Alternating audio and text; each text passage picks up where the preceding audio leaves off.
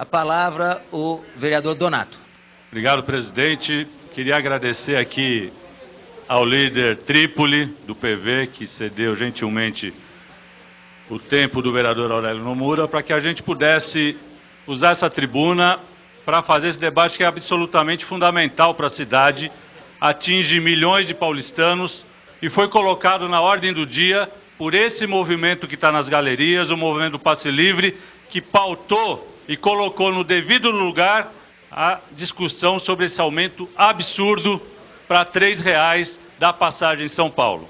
Eu queria aproveitar e discutir alguns elementos desse aumento e da política de transportes implementada nos últimos anos na cidade de São Paulo. Se nós lembrarmos, em março de 2005, o prefeito Serra, então o prefeito Serra, aumentou a tarifa de R$ 1,70 para R$ 2. Vamos considerar que R$ 2, naquele momento, seria a tarifa que o prefeito Serra considerou a tarifa que equilibraria o sistema.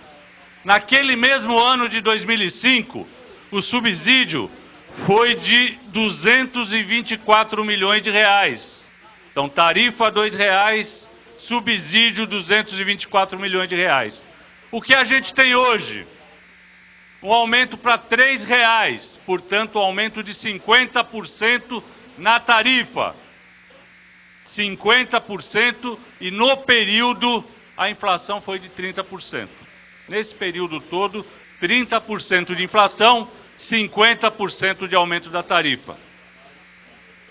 Curiosamente, o subsídio, que tem sentido e deveria ser utilizado para baixar a tarifa, ele aumenta também, de 224 milhões para 743 milhões, votado aqui em dezembro no orçamento apresentado pelo prefeito Kassab.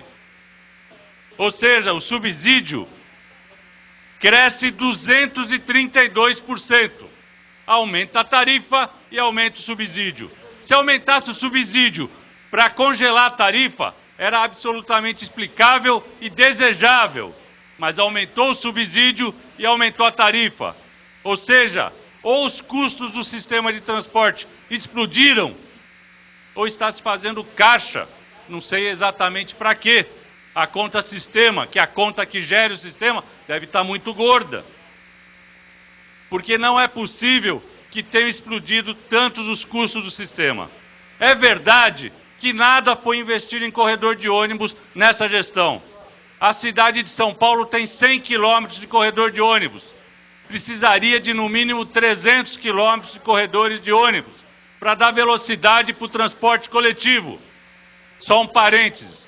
Aqui nós votamos, há uns 2 anos atrás, a Lei do Clima.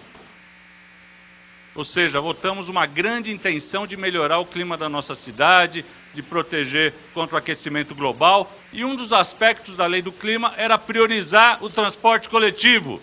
Mas no dia a dia, na administração cotidiana, o que se faz?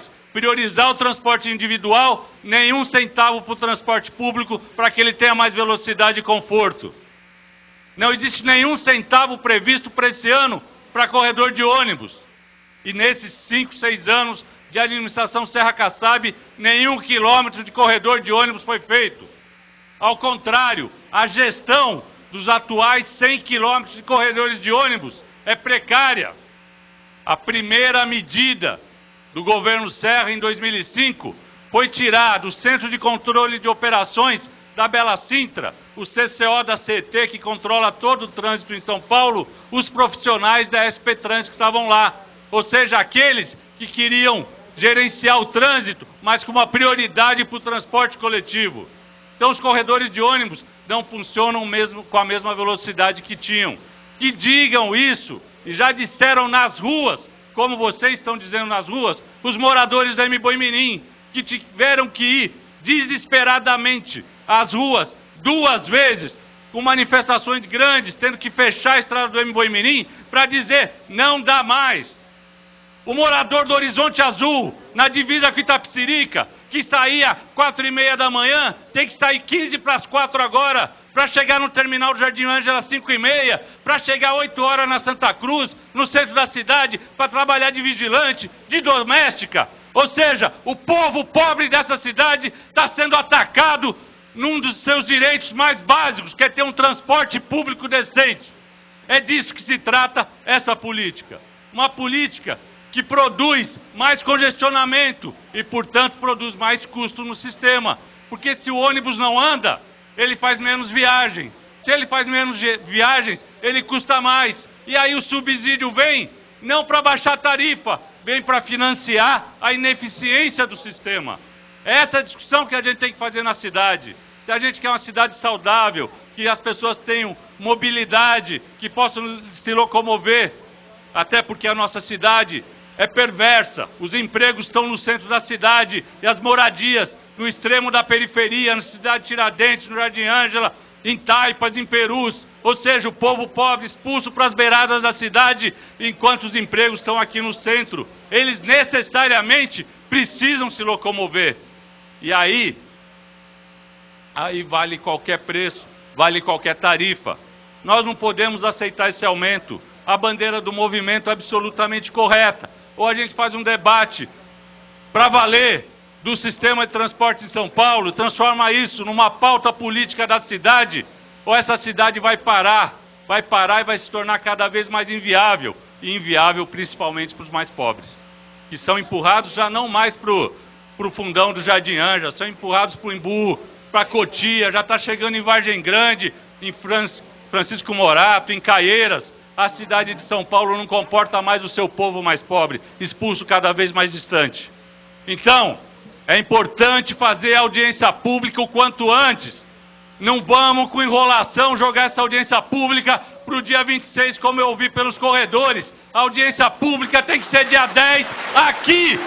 E a Câmara tem que ter autonomia para colocar esse debate como deve ser feito, marcando a audiência pública, convocando o secretário, agindo com autonomia. E esse é o verdadeiro teste, presidente Polici Neto. O senhor foi líder do governo muito competente esses anos todos, mas hoje o senhor é o presidente da casa. O senhor não é mais o líder do governo. O senhor tem que trabalhar para que a instituição se afirme, para que os grandes debates da cidade de São Paulo aconteçam nesta casa. E hoje esse é o debate mais importante, junto com o debate das enchentes. E esse debate tem que vir para cá. Além disso, eu acabei de protocolar um requerimento para Vossa Excelência, pedindo que a Câmara Municipal, a mesa da Câmara, faça uma auditoria nas contas do sistema. É inexplicável, na planilha apresentada, que não é uma planilha, é um resumo de algum sei lá do que, não sei como é que chega nesses números, que o diesel em um ano cresceu 21%. Só nas garagens de ônibus o diesel cresceu 21%, porque no resto do Brasil não cresceu. Aliás, me disseram que na planilha o diesel em 1,85, mas parece que as empresas compram por 1,70. Então nós precisamos também de uma auditoria na conta sistema, e a Câmara tem que cumprir seu papel fiscalizador, contratando essa auditoria e transformando esse debate num debate transparente, como foi o compromisso de Vossa Excelência. Por último, o movimento coloca uma pauta bastante interessante. Quando ele se fala do passe livre, se fala em tratar a questão do transporte como uma questão, como um direito do trabalhador, assim como é a saúde e a educação.